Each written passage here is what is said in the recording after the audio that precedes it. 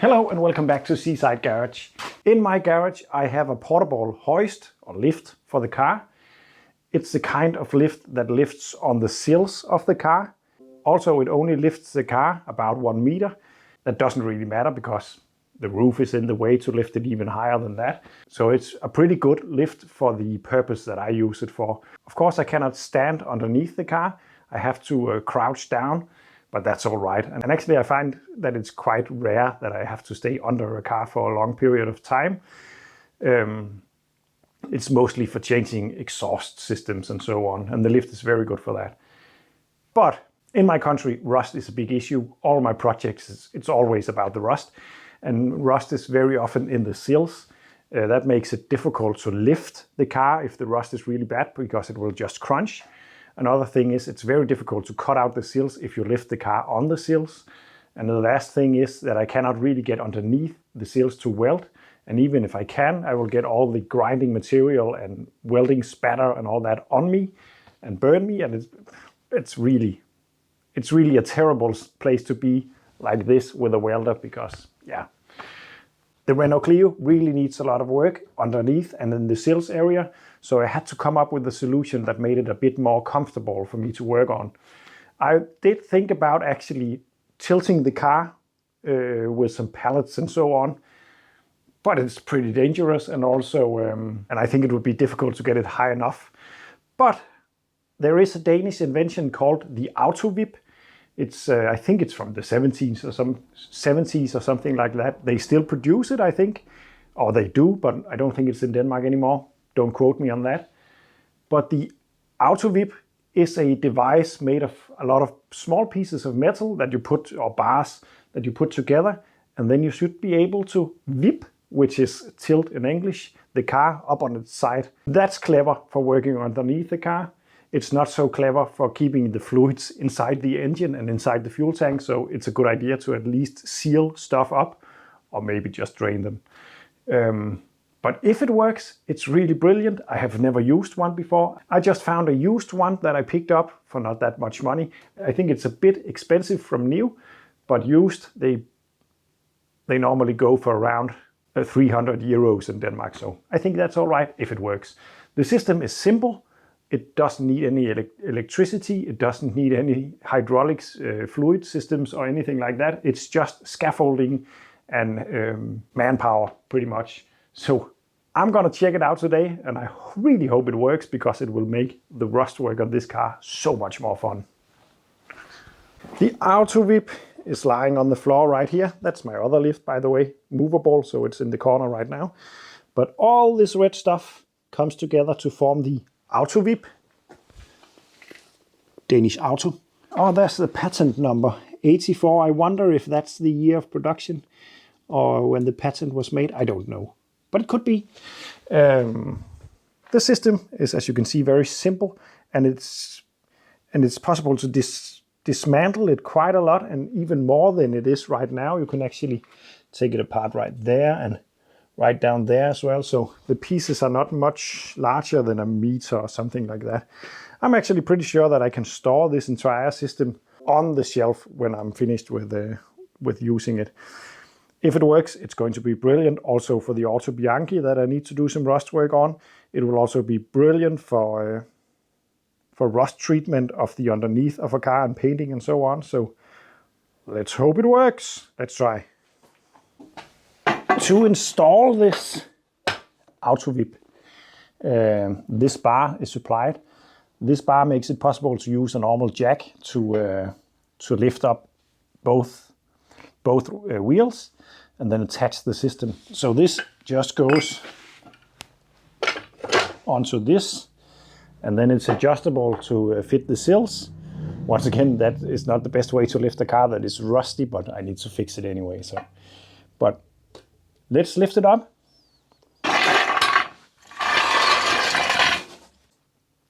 Then I have taken off both wheels. That is actually not necessary. I could leave one wheel on one side, but I have chosen not to do that. Also, I have taken the brake caliper holder off, or pad holder, because it's in the way of this system. On this car at least. I don't think that will be an issue on all cars, but on this it is. I have some jack stands underneath at the moment just for safety precautions because lifting a car is dangerous. So next step is to fit this thingy. And actually we are not going to have the wheel on, so this attachment needs to go off. And one of those needs to go on. But let's try to fit it like that. Then this one goes underneath.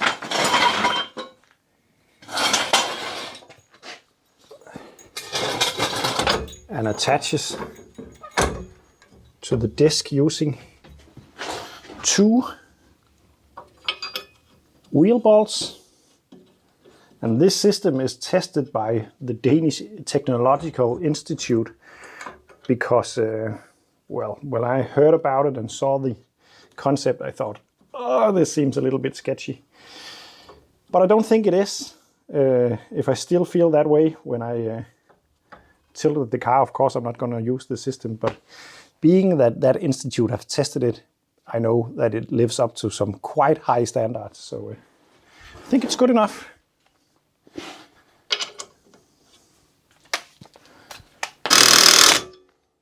Then you can adjust this in and out, and into this goes this bar.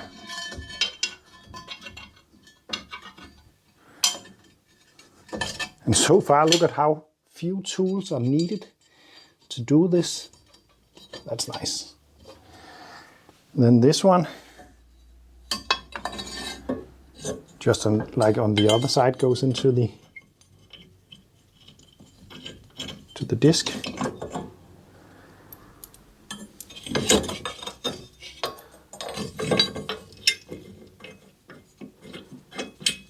There's a lot of holes to use and in different locations. That's nice. That makes it more universal, I think. Like that. Now we should be able to lower the car. Oh. So now it's on. Now I just need to do it on the front. But I just realized that apparently I have to do this the opposite way. It would be best, and according to the manual, you should lift the heavy side of the car first and put the system on. So I'm just going to do that off camera and take you back when both systems are on, or scaffolding, or whatever you want to call them. Be right back. So the system or attraction is attached. It took quite a long time. This is the first time I ever used this, so that makes sense. I think I have used an hour to fit it and to find a good way to lift the car and all that. But now it should be ready to tilt. It seems more sturdy than I thought to begin with, but I'm still quite excited to see how hard it is to tilt and how hard it is to get back again. But if this works, it's brilliant. Lifting the car on the sills to attach the system has really crunched a lot in one side, so I know a lot of work is needed, and I knew that to begin with, but let's try to tilt it. Oh well, before trying to tilt it, let me just show you the system. It's attached pretty much the same way at the front as the rear. The front got a system to lock it in place when I tilt it. I will show you that later when I lift it. On the other side,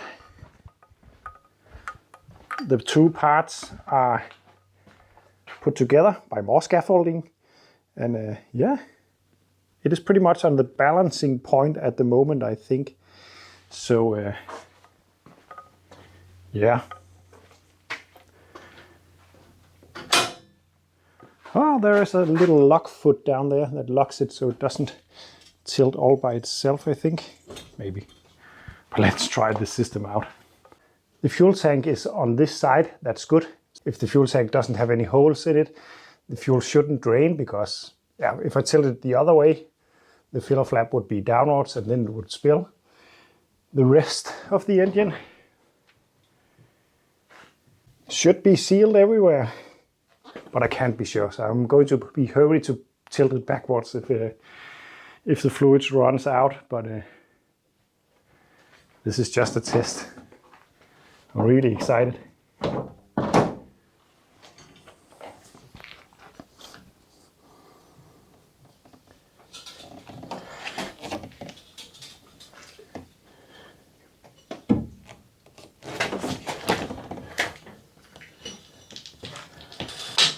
That was the first click.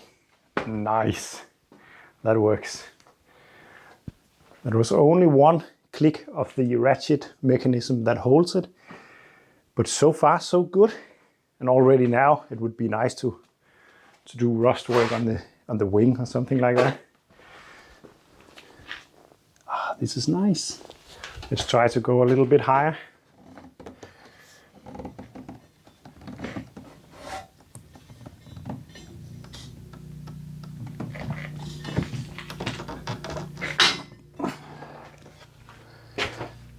Oh yeah.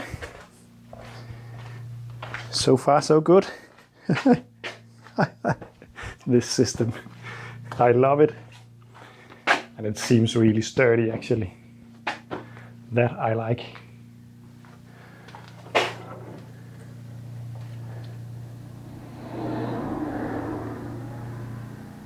Still no fluid is running out.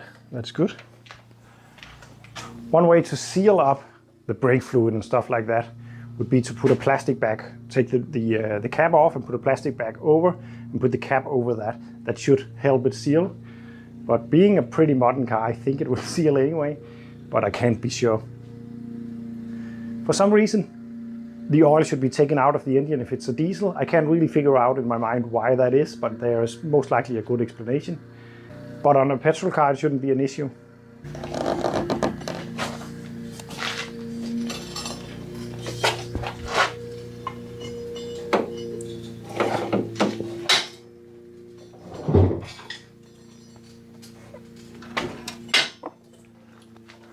There's a lot of stuff in the car. I haven't really thought about that. It's just a weird thing to do to a car, to flip it on its side. So of course all the stuff inside is beginning to tilt over. I really didn't think about that. I got a lot of spare parts on this seat actually.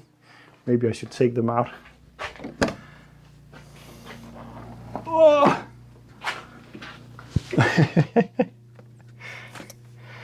Well, I think that would be a good idea to get out. I really think this is a cool gadget so far. And also, it has not killed me yet. That's another very nice thing. Shouldn't even joke about that. But I did. This makes it so much easier to work on. This is pretty amazing actually.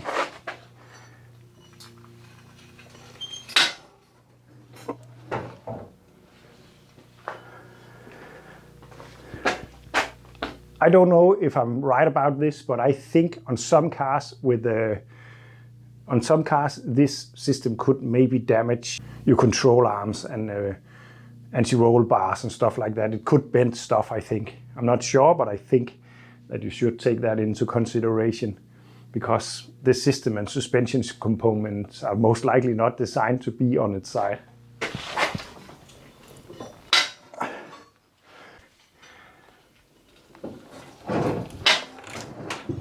It's actually working. I was not really expecting that for some reason.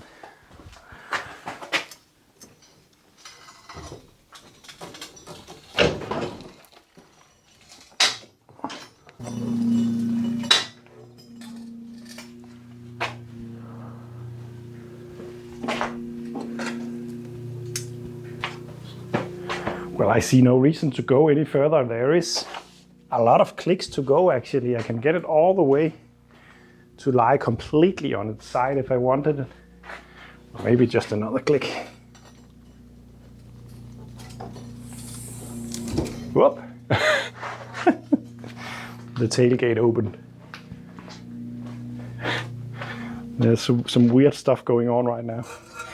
Maybe I should remove this as well. The car was not expecting this treatment. Let's try a bit more.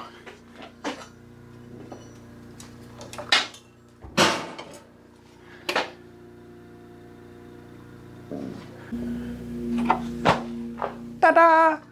Yeah, sorry for the noise. My neighbor is cutting the grass. But take a look at this. The car is not completely on its side, and as you can see, the ratchet mechanism is right here, and there's still some notches to go, so I could tilt it even further if I wanted. Of course, I can't go further than hitting the ground with the bar right here, but there's still some to go there. But I see no reason to go any further actually, because what I'm going to use it for is to fix the rust right here, for instance, and this just makes it extremely more comfortable, and I'd even say a lot more fun, because I like doing rust. I just don't like to get spatter in my face and all that. So this is cool. This was the AutoVip. I think I have done a brilliant investment buying this one. It was cheap, used and old, but it works, and I think it actually seems pretty sturdy. This is of course not something I will use very often. It will be on bigger projects that need work in the bottom end, or if I need to rust proof something, it could be a good thing to do as well. But it's a great little gadget. It is so small that I think I can fit it on my shelf when I'm not using it. So it's so cool. Thank you for watching, and see you in the next one. This is looking pretty cool.